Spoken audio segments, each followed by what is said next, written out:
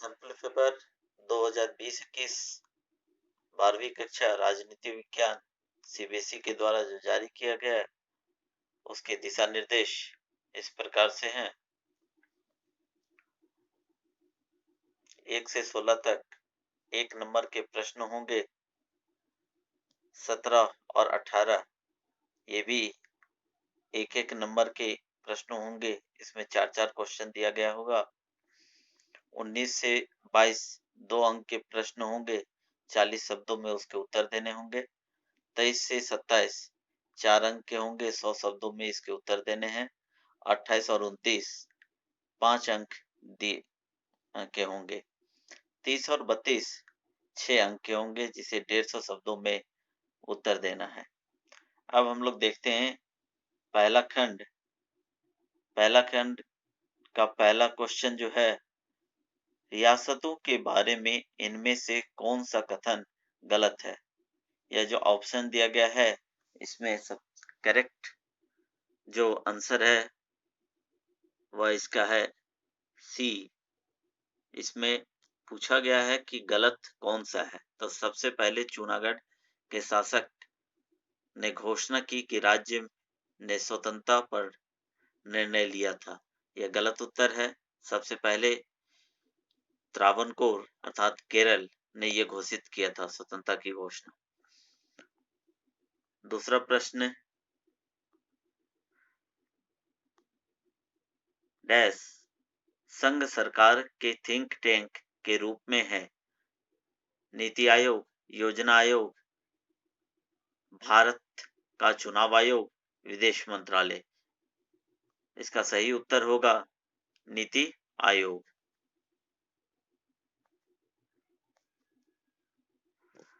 Third question, NATO समूह का संबंध किस देश से था। इसका सही उत्तर होगा सी, ब्रिटेन, फ्रांस,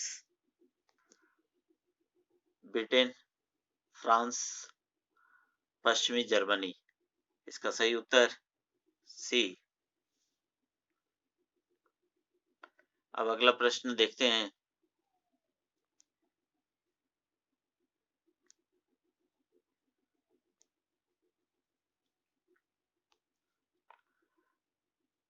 वैश्वीकरण प्रत्येक संस्कृति की ओर जाता है। अधिक भिन्न, अधिक पारदर्शी, अधिक विशिष्ट, अधिक भिन्न और विशिष्ट। इसका सही उत्तर होगा डी, अधिक भिन्न और विशिष्ट। पांचवा प्रश्न, स्थिर निर्माण में पाकिस्तान की विफलता के किन कारकों का योगदान है। जनतंत्र में, लोकतंत्र में। सेना का प्रभुत्व, पादरी का प्रभुत्व, पादरी की जगह होगा मौलवियों का, जमींदार अभिजात वर्ग का प्रभुत्व, उपरोक्त सभी। इसका सही उत्तर है उपरोक्त सभी। अरब वसंत के साथ शुरू हुआ था। अरब वसंत के साथ शुरू हुआ था। इसका सही उत्तर होगा ट्यूनीशिया क्रांति के साथ। गलत कथन चुने।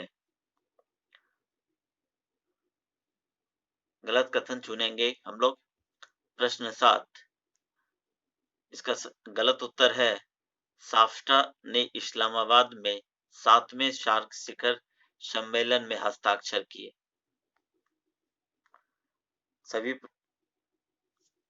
सभी के ऑप्शन को आप पढ़ेंगे, मैं सिर्फ आपको उत्तर बताता जा रहा हूं। 1960 के दशक में एस कांग्रेस पार्टी इंदिरा के नेतृत्व में गांधी से प्रभावित थे। हिंसा, दल बदल, अतिरिक्त संघर्ष, सेंसरशिप किससे प्रभावित थे। आंतरिक संघर्ष से एस कांग्रेस प्रभावित थी। नंबर प्रश्न, डैश नीति आयोग द्वारा अपनाई गई। इसका सही उत्तर होगा मेक इन इंडिया। इसका सही उत्तर मेक इन इंडिया। अब प्रश्न 10 देखेंगे हम लोग। पहले खाड़ी युद्ध को किसके नाम से जाना जाता है। ऑपरेशन अनंत तक पहुंचना, ऑपरेशन एड्यूरिंग फ्रीडम। तो इसका सही उत्तर होगा ऑपरेशन डेजर्ट स्टम्प, ग। 11वां नंबर प्रश्न, शीत युद्ध उच्च बिंदु था, उच्च बिंदु अर्थात चरम बिंदु था शीत युद्ध का। तो इसका सही उत्तर होगा क्यूबा मिसाइल संकट। क्यूबा एक द्वीप है, द्वीपीय क्षेत्र है जो अमेरिका के निकट है, और यहाँ पर परमाणु बम मिसाइल तैनात से अमेरिका चिंतित था। रूस की तैनाती की गई थी, मिसाइल की तैनाती। अब हम लोग देखते हैं 12वां प्रश्न, सरदार वल्लभ भाई पटेल ने एकीकरण की महत्वपूर्ण चुनौतियों का सामना किया। 12वां नंबर प्रश्न, तो जम्मू, इसका सही उत्तर होगा जम्मू, जूनागढ़ और जूनागढ़ कश्मीर। तो प्रश्न आप देखिए, 12 नंबर प्रश्न, इसका सही उत्तर हैदराबाद, जूनागढ़, कश्मीर होगा। हैदराबाद, इसका सही उत्तर होगा सी, हैदराबाद, जूनागढ़, कश्मीर। 13 नंबर प्रश्न, अपने पूर्व निर्धारित लक्ष्य के साथ एनडीए 3 सरकार ने कई कार्य शुरू किए। विकास को सुलभ बनाने के लिए सामाजिक आर्थिक कल्याणकारी योजनाएं, आम जनता। तो सरकार का, एनडीए 3 सरकार का लक्ष्य क्या था? सबका साथ सबका विकास। 14 नंबर प्रश्न, 2014 में भाजपा नेतृत्व वाले गठबंधन को भी कहा गया। तो भाजपा नेतृत्व वाले गठबंधन को 2014 में अधिशेष बहुमत गठबंधन कहा गया। 15 नंबर प्रश्न, विश्व सामाजिक मंच का मुख्य एजेंडा है। विश्व सामाजिक मंच का प्रमुख विपक्ष। तो इसका सही उत्तर होगा ख, विपक्ष के लिए नव उदारवादी वैश्वीकरण। विपक्ष के लिए नव उदारवादी वैश्वीकरण, ख। इसका यह दूसरा ऑब्लिक क्वेश्चन है। द्वितीय, वैश्वीकरण के डैश आयाम है। तो वैश्वीकरण के डैश आयाम है, इसका सही उत्तर डी होगा, राजनीतिक, सामाजिक और आर्थिक। अब 16 नंबर प्रश्न, कालानुक्रमिक क्रम में निम्नलिखित को व्यवस्थित करें। मानव अधिकार परिषद की स्थापना, याल्टा सम्मेलन, अटलांटिक चार्टर, भारत संयुक्त राष्ट्र में। तो इसका सही उत्तर होगा बी, बी इसका सही उत्तर है 16 नंबर प्रश्न का।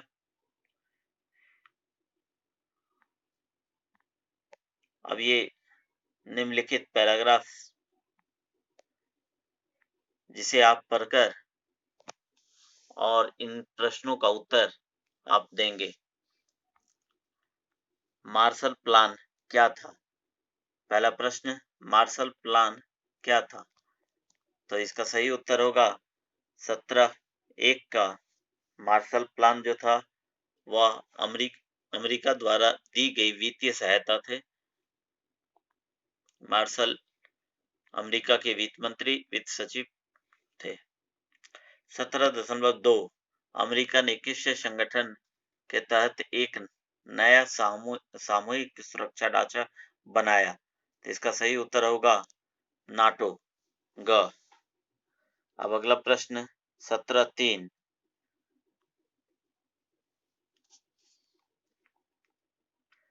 यूरोपीय आर्थिक सहयोग के लिए संगठन किस योजना के तहत स्थापित किया गया? मार्शल योजना के तहत, ख। इसका सही उत्तर।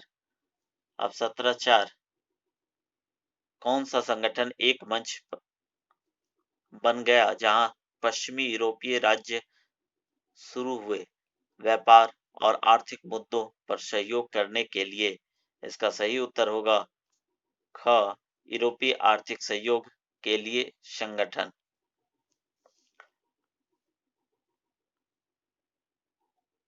इस पैराग्राफ को भी आप पढ़ लेंगे और इन प्रश्नों का उत्तर देंगे। 18(1) 1990 की शुरुआत में डैश का युग देखा गया। इसका सही उत्तर है ए, उदारीकरण। तीसरी डेमोक्रेटिक लहर सिद्धांत ऑफ डैश पर आधारित है। इसका सही उत्तर होगा डी, एप्लेस्ट के उत्तर जीवितता। एप्लेस्ट के उत्तर जीवितता। 18.3 प्रश्न, स्वतंत्रता के बाद इतिहास में कितने डेमोक्रेटिक उपसर्ग की पहचान की जाती है? तो इसका सही उत्तर होगा ग, 3। तीसरा, डेमोक्रेटिक लहर को बढ़ावा देने का प्रयास है डैश जो भारतीय समाज का एक महत्वपूर्ण हिस्सा है। इसका सही उत्तर होगा डी, इनमें से कोई नहीं।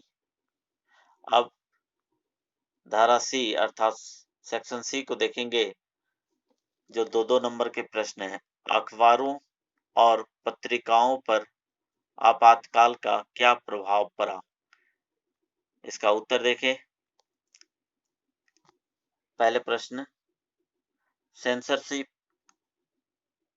सभी प्रमुख अखबारों के दफ्तरों की बिजली अगले दिन काट दी गई। आपातकाल के दिन और समाचार पत्रों को सभी सामग्री के लिए पूर्व स्वीकृति प्राप्त करने के लिए मजबूर किया गया। प्रकाशित होने वाली कई पत्रकारों को गिरफ्तार किया गया, इंडियन एक्सप्रेस जैसे समाचार पत्र। इसका उत्तर था। अब दूसरा प्रश्न, कांग्रेस पार्टी में सिंडिकेट द्वारा निभाई गई भूमिका की व्याख्या करें। इसका सही उत्तर आप देख लीजिए।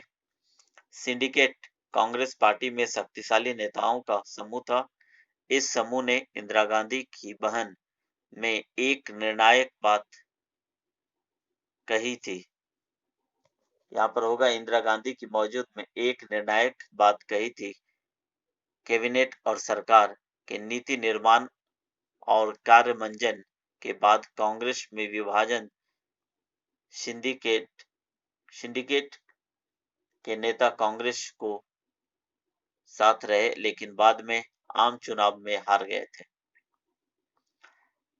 तीसरा, नीति आयोग के 2 उद्देश्य। तो नीति आयोग के 2 उद्देश्य राष्ट्रीय सुरक्षा और आर्थिक नीति के हित और सामंजस्य के लिए नीति और कार्यक्रम की रणनीति और दीर्घकालीन रूपरेखा तैयार करें। दूसरा, ग्राम स्तर पर विश्वसनीय योजना तैयार करने के लिए तंत्र विकसित करना करेगा और इस उत्तरोत्तर उच्च स्तर तक पहुंचाएगा। प्रश्न 22, 1977 77 के चुनाव के बाद भारतीय राजनीति में क्या बदलाव हुए? इसका सही उत्तर आप देखिए। कांग्रेस पार्टी ने खुद को समाजवादी और गरीबी समर्थक पार्टी के रूप में पहचाना और शुरू किया। केवल इंदिरा गांधी के इर्द गिर्द घूमने लगे। पिछड़ों के कल्याण का मुद्दा 1977 के बाद जातियों ने भी राजनीति पर हावी होना शुरू कर दिया और आरक्षण के मुद्दे पर अन्य पिछड़ा वर्ग बढ़ गया और मंडल के गठन के नेतृत्व किया। जनता सरकार द्वारा कमीशन, बड़े पैमाने पर आंदोलन और विरोध प्रदर्शन भारतीय राजनीति में जाति, धर्म और क्षेत्रीय पहचान पर आधारित है। अब अगला प्रश्न, राष्ट्रीय आपातकाल के प्रावधान का वर्णन करें। ये 22 का अथवा क्वेश्चन है। इसका उत्तर देखिए 22 का अथवा क्वेश्चन। राष्ट्रीय आपातकाल को अनुच्छेद 352 के तहत घोषित किया जा सकता है जिसमें सुरक्षा हो या भारत को युद्ध या बाहरी आक्रमण या सहस्त्र विद्रोह का खतरा है। अवधि, आंतरिक गड़बड़ी जिसका इस्तेमाल 1975 में आपातकाल की घोषणा करने के लिए किया गया था। शब्द 1978 में सहस्त्र विद्रोह हुआ ताकि इसका फिर से दुरुपयोग ना हो सके। 78 में संशोधन करके सहस्त्र विद्रोह, आंतरिक विद्रोह की जगह सहस्त्र विद्रोह को जोड़ा गया था। लोकतंत्र के दक्षिण एशियाई अनुभव ने वैश्विक कल्पना का विस्तार किया है। लोकतंत्र का इस कथन को निम्नलिखित उदाहरणों द्वारा समझाया जा सकता है। प्रश्न 23, लोकतंत्र के दक्षिण एशियाई अनुभव ने वैश्विक विस्तार किया है। लोकतंत्र की कल्पना उदाहरण सहित कथन स्पष्ट कीजिए। इसका उत्तर देखिए, धारा लोकतंत्र के दक्षिण एशियाई अनुभव ने वैश्विक कल्पना का विस्तार किया है। लोकतंत्र का इस कथन को निम्नलिखित उदाहरणों द्वारा समझाया जा सकता है। दक्षिण एशियाई देशों के लोग लोकतंत्र की आकांक्षा में भाग लेते हैं। वहां इन सभी देशों में लोकतंत्र के लिए व्यापक समर्थन है। साधारण नागरिक, अमीर, साथ ही गरीब और विभिन्न दृष्टिकोणों से संबंधित लोकतंत्र के विचार को सकारात्मक रूप से देखते हैं और प्रतिनिधि लोकतंत्र की संस्थाओं का समर्थन करें। उदाहरण के लिए, भारत दुनिया का सबसे बड़ा लोकतांत्रिक देश है। प्रश्न 24, क्यूबा मिसाइल संकट की व्याख्या करें। इसका उत्तर देखिए, क्यूबा सोवियत संघ के तट से दूर एक छोटा सा द्वीप राष्ट्र है और उसका सहयोगी था सोवियत संघ। 1962 में सोवियत संघ के नेता निकिता को रखा गया। क्यूबा के में परमाणु मिसाइलें इन हथियारों की स्थापना ने अमेरिकी नेता को खड़ा कर दिया। आग में अमेरिकी राष्ट्रपति JF कैनेडी परमाणु युद्ध के लिए अनिच्छुक थे, लेकिन मिसाइल और परमाणु हथियारों को हटाने के लिए पाने के लिए दृढ़ संकल्प क्यूबा अपने राष्ट्र को बचाने के लिए कैनेडी ने अमेरिकी युद्धपोतों को अवरोधन करने का आदेश दिया। किसी भी सोवियत जहाज ने अपनी गंभीरता के USR को चेतावनी के रूप में क्यूबा की ओर बढ़ क्यूबा मिसाइल संकट के रूप में जाना जाने वाला एक टकराव आसान लग रहा था, लेकिन दोनों पक्षों ने युद्ध से बचने का फैसला किया। इस प्रकार तीसरी दुनिया अर्थात तीसरे युद्ध से बच गई थी। इसको यूं भी देख सकते हैं हम लोग, पॉइंट वाइज, क्यूबा मिसाइल संकट 1962, इसका आप लोग स्क्रीनशॉट भी ले सकते हैं। प्रश्न, समकालीन समय में भारत इजराइल संबंधों की मुख्य विशेषताओं पर प्रकाश डालें। इसका पूर्व में अगला प्रश्न, भारत की परमाणु नीति को विस्तृत करें। भारत की परमाणु नीति परमाणु हथियार सुरक्षा के लिए, परमाणु शक्ति का प्रयोग शांतिपूर्ण उद्देश्यों के लिए, भारत द्वारा पहले परमाणु हथियारों का प्रयोग न करने का आश्वासन। इन 3 बिंदुओं पर आप प्रकाश डाल सकते हैं या ऐसे भी इन पॉइंट वाइज आप लिख सकते हैं। भारत में परमाणु हथियार निर्माण की प्रक्रिया होमी भाभा जहांगीर के नेतृत्व में शुरू हुई। इस बीच 1968 1968 में यूएनए की सुरक्षा परिषद अस्थायी सदस्यों ने दुनिया के परमाणु अप्रसार संधि यानी NPT को थोपने का प्रयास किया। तीसरा, इस संधि के अनुसार सिर्फ वही देश परमाणु हथियार रख सकते हैं जिन्होंने इसका परीक्षण 1968 से पहले कर लिया है। इसके अलावा किसी भी देश को परमाणु संपन्न देश का दर्जा नहीं दिया जा सकता। भारत ने इस संधि को भेदभावपूर्ण बताकर इस संधि का विरोध किया और इस पर हस्ताक्षर नहीं किए। जैसे पाकिस्तान, भारत, इजराइल ने इस संधि का विरोध किया था। भारत ने 1974 में राजस्थान के पोखरण में पहला परमाणु परीक्षण किया। यह परीक्षण असफल रहा और इसके बाद भारत 98 में अपना दूसरा परमाणु परीक्षण उसी जगह पर किया। यह परीक्षण सफल रहा और भारत परमाणु संपन्न देश बन गया। 26 नंबर प्रश्न, चीन ने बाजार की अर्थव्यवस्था को शुरू करने में अपने रास्ते का अनुसरण किया, इसे सही ठहराए चार उपयुक्त तर्कों के साथ। पहला, चीनी शॉक थेरेपी के लिए नहीं गए, लेकिन उन्होंने अपनी अर्थव्यवस्था को बढ़ा दिया। दूसरा, 1982 में कृषि के निजीकरण का पालन किया गया। 98 में उद्योगों का निजीकरण द्वारा तीसरा, केवल विशेष आर्थिक क्षेत्रों में व्यापक बाधाओं को समाप्त किया गया, जोन एक्साइज, जहां विदेशी निवेशक उद्यम स्थापित कर सकते हैं। चौथा, चीन में राज्य खेला और एक केंद्रीय खेल जारी है, बाजार अर्थव्यवस्था स्थापित करने में भूमिका। अगला प्रश्न 26 का अथवा क्वेश्चन, दुनिया में शक्ति के नए केंद्रों के रूप में आसियान का वर्णन करना कितना सही है? आसियान तेजी से एक महत्वपूर्ण क्षेत्रीय संगठन के रूप में विकसित हो रहा है। इसका विजन है 2020 ने अंतर्राष्ट्रीय में आसियान के लिए एक बाहरी दिखने वाली भूमिका को परिभाषित किया है।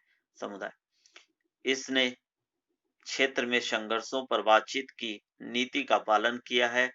आसियान के पास कंबोडियन संघर्ष, पूर्वी तिमोर संकट का अंत और मुलाकात की मध्यस्थता की पूर्व एशियाई सहयोग पर चर्चा करने के लिए सालाना। तीसरा, आसियान का वर्तमान आर्थिक ताकत, विशेष रूप से इसकी आर्थिक प्रासंगिकता बढ़ती एशियाई अर्थव्यवस्थाओं का एक व्यापारिक और निवेश भागीदारी इसे बनाता है आकर्षक। भारत ने 2 आसियान सदस्यों के साथ एफटीए पर हस्ताक्षर किए।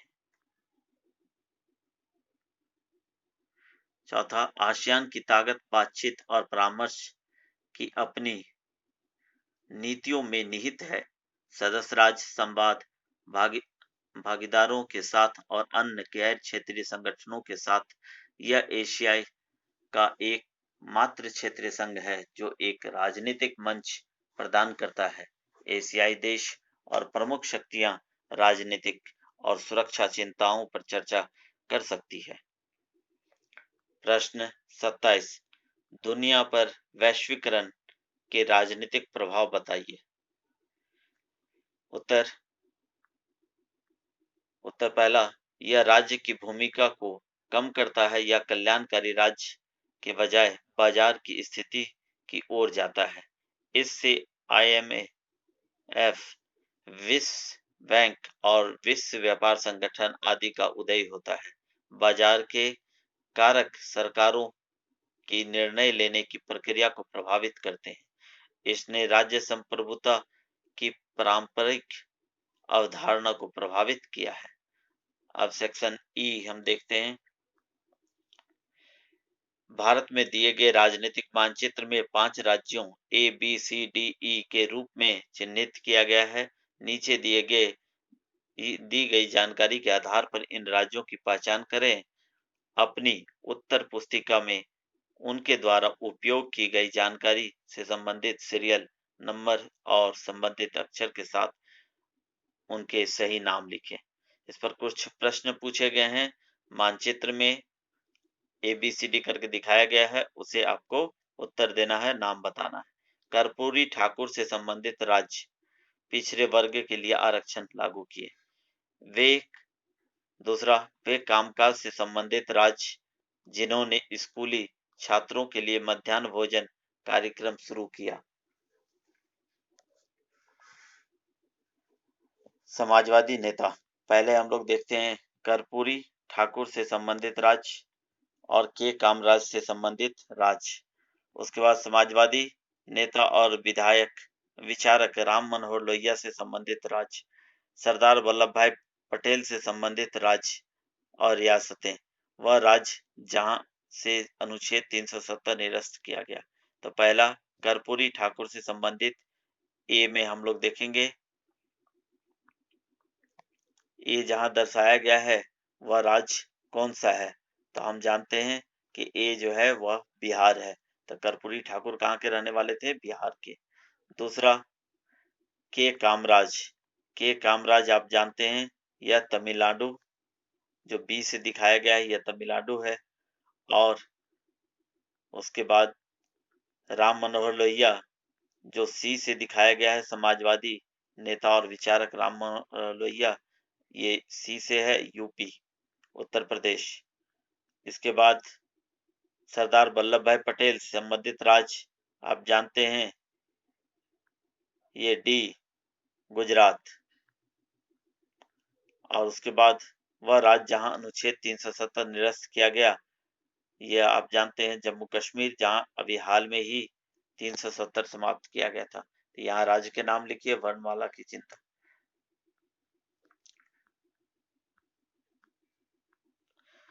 अब अगला प्रश्न है, इस कार्टून को देखकर कुछ प्रश्नों का उत्तर देना है। इस कार्टून को ध्यान से देखिए और प्रश्नों का उत्तर दीजिए। पहला प्रश्न, यह कार्टून क्या दर्शाता है? तो यह कार्टून हमें क्या दर्शा रहा है? संयुक्त राष्ट्र पर अमेरिका का प्रभाव दिखता है। संयुक्त राष्ट्र पर किसका प्रभाव दिख रहा है? अमेरिका का। दूसरा, यह कार्टून अपराधता के क्या कारण हैं और संयुक्त राष्ट्र पर अमेरिका का प्रभाव, कोई दो कारण बताइए। ठीक है, तो सबसे पहले हम जानते हैं कि संयुक्त राष्ट्र संघ अमेरिका के भू क्षेत्र में स्थित है, अर्थात अमेरिका के भूभाग पर स्थित है। दूसरा, संयुक्त राष्ट्र पर अमेरिका का प्रभाव, कोई दो कारण। तो पहला कारण आप लिखिए, संयुक्त राष्ट्र संघ को वित्तीय सहायता सबसे अधिक अमेरिका के द्वारा दिया जाता है। संयुक्त राष्ट्र उसके भूभाग पर स्थित है। और तीसरा, यह कार्टून अभी भी प्रासंगिक है। जी, कार्टून आज की परिस्थिति में प्रासंगिक नहीं है, क्योंकि अमेरिका कोरोना से भी प्रभावित है। अलग, सोवियत संघ के विघटन। तीसरा प्रश्न, सेक्शन एफ, सोवियत संघ के विघटन के परिणामों की गंभीर रूप से चर्चा करें। तो इसका उत्तर देखेंगे, सोवियत संघ के विघटन का मतलब था शीत युद्ध का अंत। शीत युद्ध अमेरिका यूएसआर के बीच प्रतिद्वंद्वा परिणति था। इस प्रकार शीत युद्ध के टकराव को समाप्त कर दिया गया। इसका दूसरा, सोवियत संघ के विघटन ने एक नाटकीय परिवर्तन और उथल-पुथल का नेतृत्व किया। विश्व राजनीति के लिए शक्ति संबंध, जो निहितार्थ है, विघटन छोड़ दिया। संयुक्त राज्य अमेरिका या एकमात्र महाशक्ति द्वारा वर्चस्व के लिए विश्व स्थान खोले, कई शक्तियों का प्रभुत्व है। दूसरा, तीसरा इसका देखेंगे, वर्ल्ड बैंक और इंटरनेशनल जैसे ब्रिटेन वुड्स संस्थान मुद्राकोष के विकास की जरूरतों के मद्देनजर सक्रिय खिलाड़ी बन गए। दूसरी दुनिया के देशों के रूप में विश्व बैंक से पैसे उधार ले रहे थे और अंतर्राष्ट्रीय मुद्रा कोष। दुनिया ने कई नए देशों का उदय अपने साथ देखा। स्वतंत्र आकांक्षा। इस प्रकार से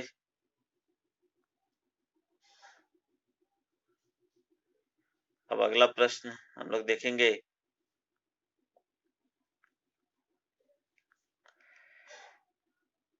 इसी का और दो उत्तर देख लेते हैं।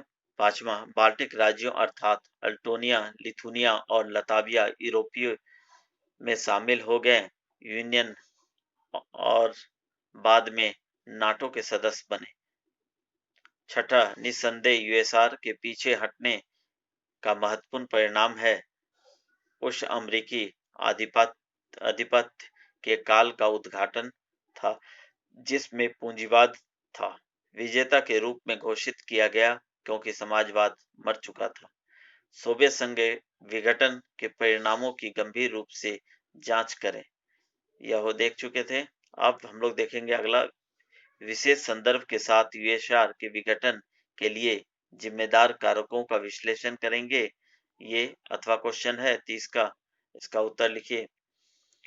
यूएसआर के निपटान के लिए कारक परिणाम। सोवियत संघ के पतन के लिए सबसे महत्वपूर्ण कारक उचित की कमी थी।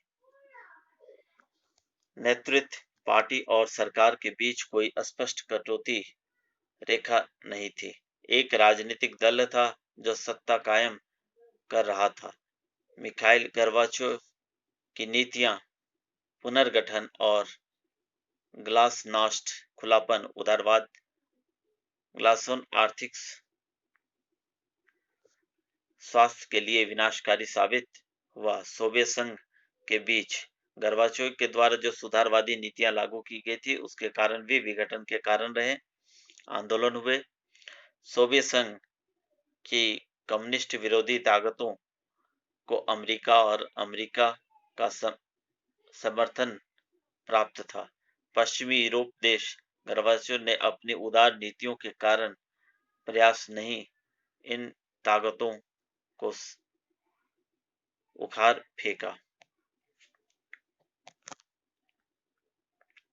अब प्रश्न अगला,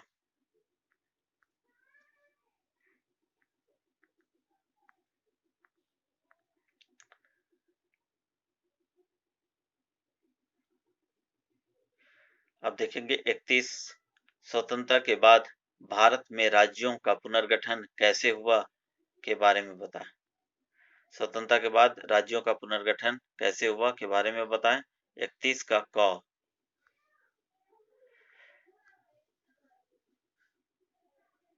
आंध्र प्रदेश के गठन ने अन्न बनाने के संघर्ष को गति दी। देश के अन्य हिस्सों में भाषाई आधार पर राज्य इन संघर्षों को मजबूर किया। 1953 में केंद्र सरकार ने राज्यों के पुनर्गठन आयोग की नियुक्ति की, गौर करने के लिए। दूसरा, राज्य की सीमाओं के पुनर्विकास के सवाल पर गौर करना। तीसरा, इस आयोग ने अपनी रिपोर्ट में स्वीकार किया कि राज्य की सीमाएं होनी चाहिए, सीमाओं को विभिन्न भाषाओं में प्रतिबंधित करें। इसकी रिपोर्ट के आधार पर राज्यों के पुनर्गठन अधिनियम 1956 1956 पारित किया गया था। इसके कारण 14 राज्यों का निर्माण, 6 केंद्र शासित प्रदेश का निर्माण हुआ। चौथा, आंदोलन ने गति पकड़ी। श्री रामुलु, एक कांग्रेसी नेता, वायुविरुद्ध गांधीवादी अनिश्चितकालीन उपवास पर चले गए, जिससे 56 दिनों के बाद उनकी मृत्यु हो गई। अंत में प्रधानमंत्री ने एक अलग आंध्र राज्य के गठन की घोषणा की दिसंबर 1952 में। 1956 के बाद नए राज्य बने। 14 राज्यों और 6 केंद्र शासित प्रदेशों का निर्माण महाराष्ट्र, गुजरात, पंजाब, हरियाणा, हिमाचल प्रदेश, त्रिपुरा, मेघालय, अरुणाचल, उत्तर प्रदेश, उत्तराखंड, छत्तीसगढ़ और झारखंड नए राज्य 1956 के बाद गठन हुए। उत्तर प्रदेश से उत्तराखंड, मध्य प्रदेश से छत्तीसगढ़, बिहार से झारखंड, इन सभी को 2000 में बनाया गया। 2014 में आंध्र प्रदेश का विभाजन कर एक राज्य बना जिसे तेलंगाना कहते हैं। अब अगला प्रश्न, 1947 भारत के विभाजन की प्रक्रिया। विभाजन के बाद चुनौती भारतीयों की आंतरिक सीमाओं को आकर्षित करना था। राज्यों सीमाओं के एक तरह से खींचा जाना था ताकि भाषाई और सांस्कृतिक देश की एकता, राष्ट्र की एकता को प्रभावित किए बिना परिलक्षित हो सकती है। भारतीय राष्ट्रीय कांग्रेस और कई नेताओं ने भाषाई सिद्धांत को मान्यता दी। नए राज्यों की सीमाओं का पुनर्गठन हुआ। दूसरा, भाषा के आधार पर व्यवधान और विघटन हो सकता है और होगा। देश के अन्य सामाजिक और आर्थिक चुनौतियों से ध्यान हटाने का सामना करना पड़ा। तीसरा, पुराने मद्रास प्रांत, तेलुगु भाषी क्षेत्रों में विरोध प्रदर्शन शुरू हुआ। विशाल आंध्र आंदोलन एक अलग आंध्र के लिए आंदोलन ने मांग की तेलुगु भाषाई क्षेत्रों को मद्रास प्रांत ने अलग कर दिया जाना चाहिए। अब हम लोग देखेंगे 32 एनडीए 3 और 4 के दौरान भारतीय राजनीति में हुए प्रमुख विकासों का वर्णन करें। एनडीए 3 2014 के भाजपा नेतृत्व वाले गठबंधन काफी हद तक अपनी पूर्ववर्ती गठबंधन से अलग था। सरकारों जहां पिछले गठबंधन का नेतृत्व राष्ट्रीय दलों में से एक ने किया था,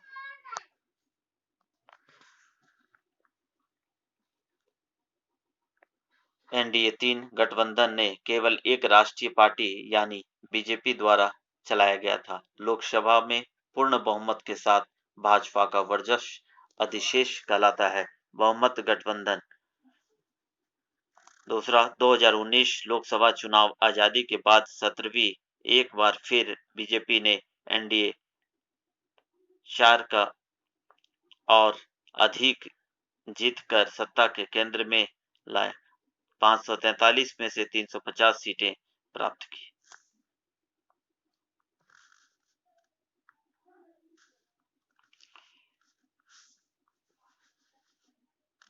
भारतीय राजनीति में एक बड़ा बदलाव जाति और धर्म के आधार पर बदलाव है। राजनीति को विकास और शासन को उन्मुख राजनीति। चौथा, अपने पूर्व इच्छित लक्ष्य सबका साथ सबका विकास एनडीए 3 सरकार विकास और बनाने के लिए कई सामाजिक आर्थिक कल्याणकारी योजनाएं शुरू की। शासन को जन जन तक पहुंचे, जैसे प्रधानमंत्री उज्ज्वला योजना, स्वच्छ भारत अभियान, जन धन योजना, दीनदयाल उपाध्याय ग्राम ज्योति योजना, विकास फसली बीमा योजना, बेटी पढ़ाओ देश बचाओ, आयुष्मान भारत योजना आदि। इन सभी योजनाओं का उद्देश्य प्रशासन को घर घर तक पहुंचाना है। ग्रामीण परिवारों विशेषकर महिलाओं को असली बनाकर आम आदमी केंद्र सरकार की योजनाओं के लाभार्थी। इन योजनाओं की सफलता को 2019 लोकसभा के परिणामों से देखा जा सकता है। लोकसभा चुनाव जहां राज्यों में मतदाता जातियां, वर्ग, समुदाय, लिंग और क्षेत्रों ने विकास और शासन के मुद्दों को वापस लाया। केंद्र चरण भाजपा की अगुवाई में एनडीए सरकार ने वर्तमान की विशेषता बताई। सबका साथ सबका विकास के साथ बदलाव। भारत में अधिकांश राजनीतिक दलों के बीच आम सहमति थी, उसके बावजूद। अब हम लोग देखेंगे अंतिम प्रश्न 32 का अथवा क्वेश्चन, ग्रामीण प्रतिस्पर्धा संघर्षों के बावजूद भारत के अधिकांश राजनीतिक दलों के बीच एक आम सहमति के 3 बिंदुओं का वर्णन करें। गंभीर प्रतिस्पर्धा और संघर्ष। गंभीर प्रतिस्पर्धा और संघर्ष। सबसे पहले नई आर्थिक नीतियों का समझौता, जबकि कई समूहों का विरोध किया जाता है। नई आर्थिक नीतियां अधिकांश राजनीतिक दल नए के समर्थन में हैं। वित्तीय नीतियां अधिकांश दलों का मानना है कि ये नीतियां देश का नेतृत्व करेंगी समृद्धि और दुनिया में आर्थिक शक्ति की स्थिति के लिए। दूसरा, पिछड़ी जातियों के राजनीतिक और सामाजिक दावों को स्वीकार करना।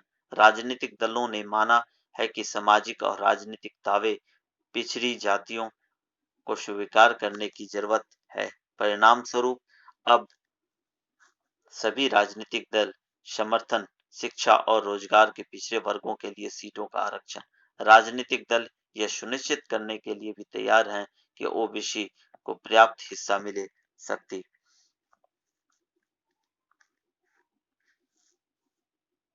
इस प्रकार से यह सैंपल पेपर 2020-21 का रहा, पॉलिटिकल साइंस राजनीति विज्ञान का।